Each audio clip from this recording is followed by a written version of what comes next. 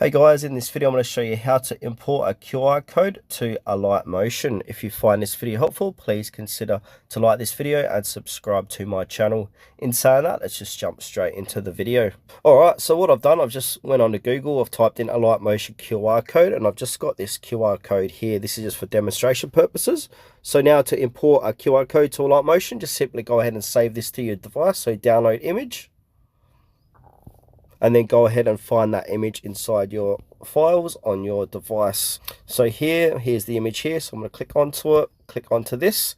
And now once you're inside of here, click on the little T button here.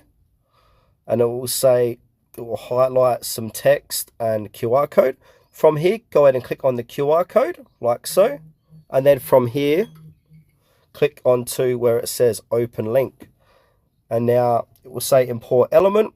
Shake one, and it will give you description, shake one, and the size. Go ahead and click onto import, and that's going to import this QR code to Alight Motion.